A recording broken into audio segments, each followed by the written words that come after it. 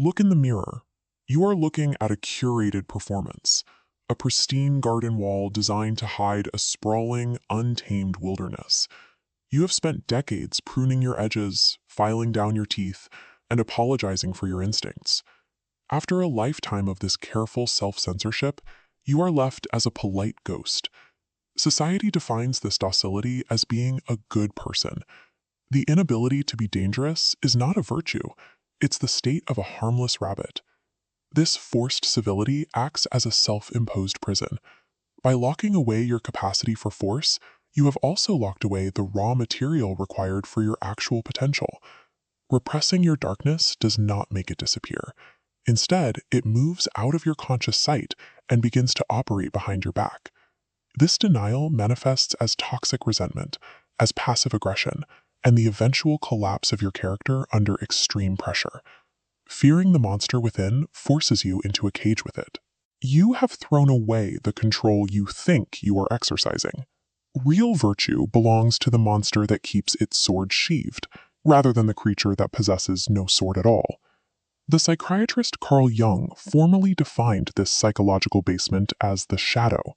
The shadow holds everything society deems unacceptable: your raw ambition, your aggression, your sexuality, and your capacity for cruelty. While society praises the good person for burying these traits, Jung viewed this fragmentation of the self as a tragedy. The pursuit of complete societal acceptance shatters human wholeness, leaving the individual incomplete. The philosopher Friedrich Nietzsche provides the specific framework required to dismantle this internal cage. Nietzsche proposed the will to power. This is frequently misunderstood as the desire to dominate others, but it actually describes the necessity of dominating the self. Without this self-mastery, Nietzsche viewed modern man as a hollow mask, a collection of borrowed values and repressed instincts. Strength is found by looking into your own abyss, not to fall in, but to harvest the raw power resting at the bottom. The process of integration requires an unflinching descent into your own darkness to read the personal history you tried to burn. This requires reframing malevolence as a tool. A surgeon must be capable of cutting to heal. A leader must be capable of being stern to protect.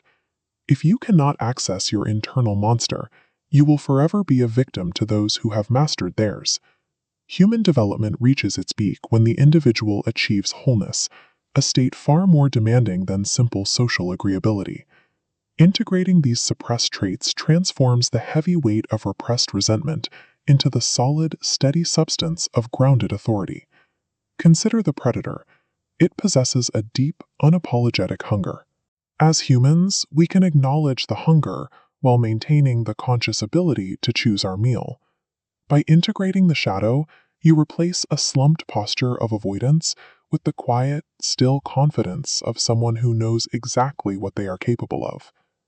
Nietzsche's Übermensch is the person who has consumed their shadow, forging a new set of values from the heat of their own internal friction.